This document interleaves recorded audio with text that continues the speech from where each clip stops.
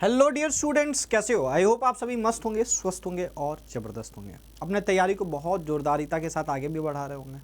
तो उसी जोरदारिता के वाले तैयारी में हम भी आपको कुछ अपना योगदान देना चाहते हैं, जिसके कारण आपकी जो तैयारी है वो थोड़ी सी नेक्स्ट लेवल तक पहुंच जाए, आपका जो कॉन्फिडेंस लेवल है वो थोड़ा सा बढ़ जाए।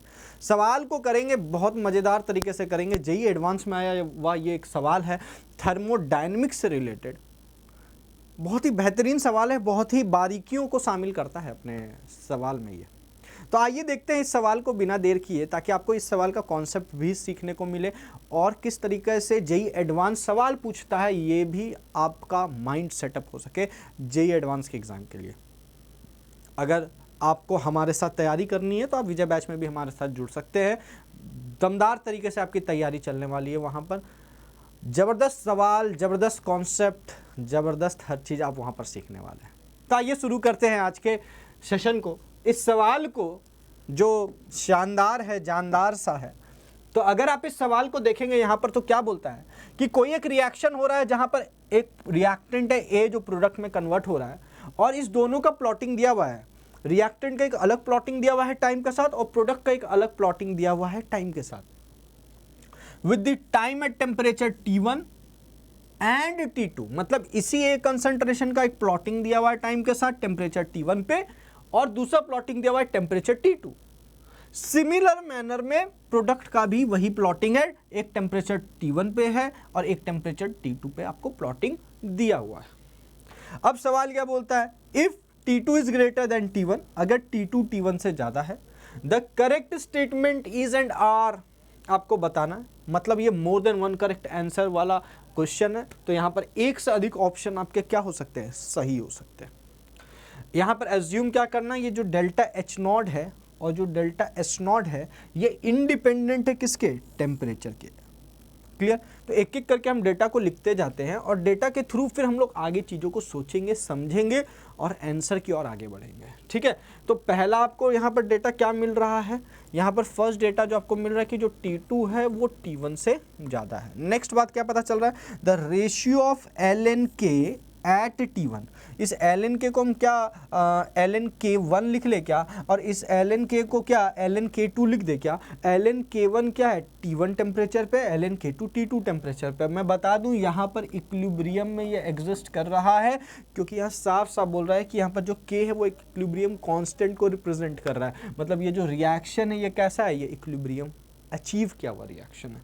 तो T1 टेम्परेचर पे LNK1 है, T2 टेम्परेचर पे LNK2, और इन दोनों का जो रेशियो है ना वो T2/T1 से बड़ा है। तो एक कंसेप्ट यहाँ पर क्या मिला, LNK1/LNK2 will be greater than T2/T1। पहले डेटा को हम लोग लिख रहे हैं, ठीक है, ताकि फिर हम लोग चीज़ों को सोच पाए। जहाँ पर HSG और K क्या है, इंथैल्पी है, इंट्रोपी है, गिव्स एनर्जी और इक्विलिब्रियम कांस्टेंट है रिस्पेक्टिवली। अब आपको ऑप्शन देख करके जज करना है कि कौन सा ऑप्शन आपका सही होने वाला है डियर। तो अगर आप यहाँ पर ध्यान से देखें, एक बात गौर करना है यहाँ पर कि आप क्या कर रहे हैं, T1 से T2 पे जा रहे हैं और उस T2 टेम्परेचर पे ये कंडीशंस को आप सोचने की कोशिश कर रहे हैं डियर। तो एक मेरी बात यहाँ पर समझना कि ये जो T1, अच्छा ये प्रोसेस अगर हो रहा है तो एक बात तो श्योर शॉट है कि नहीं आपके दिमाग में, अगर ये प्रोसेस हो रहा है मतलब A से P में जो कन्वर्जन है वो हो रहा है, और P से A में भी कन्वर्जन होगा क्योंकि इक्विलिब्रियम में है ऑलरेडी। तो ये बात तो क्लियर है कि यहाँ पर जो डेल्टा G नॉट होने वाला है वो क्या होने वाला है, नेगेटिव होने वाला है। तभी ये प्रोसेस हो रहा है क्योंकि ये स्पॉन्टेनिटी का क्राइटेरिया है। स्पॉन्टेनिटी का ये इटसेल्फ एक क्राइटेरिया है कि डेल्टा G नॉट को तो नेगेटिव होना ही पड़ेगा, अदरवाइज रिएक्शन हो ही नहीं रहा होता। मैं डेल्टा G की बात नहीं कर रहा हूं, G नॉट की बात कर रहा हूं। क्लियर? तो यहां डेल्टा G नॉट तो आपका क्या होगा, लेस देन 0। ठीक, तो यहां हर जगह delta G not less then 0 है। खास बात तो ये है। चलिए, बहुत बढ़िया, बहुत बेहतरीन बात है। आगे बढ़ते हैं चीजों की ओर। आगे अगर हम बढ़ेंगे तो क्या बोलता है कि यहाँ पर अगर आप ध्यान से देखें तो T2 टेम्परेचर पे रिएक्टेंट का कंसंट्रेशन कम है T1 टेम्परेचर वाले रिएक्टेंट के कंसंट्रेशन से, सॉरी ज़्यादा है। रिएक्टेंट का कंसंट्रेशन ज़्यादा है T2 टेम्परेचर पे T1 टेम्परेचर के मुकाबले। सिमिलरली अगर हम प्रोडक्ट साइड में भी देखें तो T2 टेम्परेचर पे जो प्रोडक्ट का कंसंट्रेशन है वो कम है as compare to T1 temperature पे जो प्रोडक्ट का कंसंट्रेशन होगा। अब इसको देख करके आपको एक बात समझ में आ रही होगी क्या, हम लोगों ने ली शैटलियर प्रिंसिपल पढ़ा है और ली शैटलियर प्रिंसिपल में क्या पढ़ा है कि आप एक इक्वेशन देखे होंगे जिसको आप वेंट हॉफ इक्वेशन कहते हैं, जो कि ln k2 by k1 is equals to delta H naught, ऊपर लिख लेना नॉट, कोई दिक्कत की बात नहीं है, ठीक है, H naught by 2.303 R 1 by T1 minus 1 by T2 है। ठीक, आपने टेम्परेचर को बढ़ाया T1 से T2 की ओर लेकर के गए, यहाँ टेम्परेचर को आप इंक्रीज करने का काम करें क्योंकि क्वेश्चन में इटसेल्फ मेंशन्ड है कि T2 is greater than T1 है। अब जैसे ही आपने टेम्परेचर को बढ़ाया तो ये पार्ट आपका क्या हो जाएगा, बोलो, ये पार्ट क्या हो जाएगा, पॉजिटिव, ये पार्ट आपका क्या हो जाएगा, पॉजिटिव, क्लियर। और आपका क्या हो रहा है, प्रोडक्ट का कंसंट्रेशन बाय रिएक्टेंट का कंसंट्रेशन का रेशियो घट रहा है। According to the graph product by reactant का कंसंट्रेशन घट रहा है, T2 वाला कम है, T1 वाला ज्यादा है। इसका क्या मतलब है कि जो K2 है वो कम है और K1 क्या है, ज्यादा। और अगर K2 is greater than K1 है डियर, अगर K2 is greater than K1 है मतलब K1 is greater than K2 है, मतलब K2 by K1 will be less than 1। और अगर K2 by K1 less than 1 है, इसका क्या मतलब है कि ln K2 by K1 will be less than 0, negative. मतलब ये पूरा पार्ट का जो आंसर आना चाहिए वो नेगेटिव आना चाहिए। ये बात क्लियर है क्या, ये बात आ रही है। ग्राफ से आपको ये पता चला कि जो प्रोडक्ट कंसंट्रेशन रिएक्टेंट का कंसंट्रेशन T2 पे कम है, T1 पे ज़्यादा है। और इससे ये पता चला कि K2 का वैल्यू K1 से कम है। अब K2 का वैल्यू K1 से कम है तो K2 बाई K1 का वैल्यू लेस देन 1 आने वाला है। अगर ये लेस देन 1 आने वाला है तो लॉन का ग्राफ आप याद रखिए, लॉन का ग्राफ क्या होता है, लाइक दिस, ये 1 से कम जब भी हुआ है तो लॉन या लॉग का जो ग्राफ है वो नेगेटिव हो जाएगा। तो lawn K2 by K1 less than 0, इसका मतलब क्या है कि ये नेगेटिव होगा, और नेगेटिव होने के लिए ये पार्ट तो पॉजिटिव है क्योंकि T2 आपका ग्रेटर देन T1 है, तो ये पार्ट पॉजिटिव हो गया। तो अगर हमको इसको ओवरऑल को नेगेटिव बनाना है तो यहाँ पर डेल्टा एच नॉट को क्या होना पड़ेगा, नेगेटिव। मतलब क्या हो गया, डेल्टा एच नॉट तो आपका नेगेटिव होगा और रिएक्शन कैसा हो गया, एक्सोथर्मी। एक कंडीशन आपका ये निकल करके आ गया, मतलब delta H not will be less than 0। अब आ जाइए ऑप्शन पे, तो ये ऑप्शन को आप एलिमिनेट कर दीजिए। ये ऑप्शन आपका सही देखने को मिलता है। ये डेल्टा एच नॉट के बारे में भी हम लोग पता कर लेंगे। ठीक, चलिए आगे बढ़ते हैं। डेल्टा एच नॉट के बारे में सर कैसे पता करेंगे, तो lawn K1 by lawn K2 is क्या है भाई साहब, greater than T2 by T1 है। कोई दिक्कत, यहाँ तक कोई दिक्कत है क्या, नहीं। इस दोनों को मल्टीप्लाई कर दीजिए तो ये हो जाएगा Tn ln K1 T2 ln K2।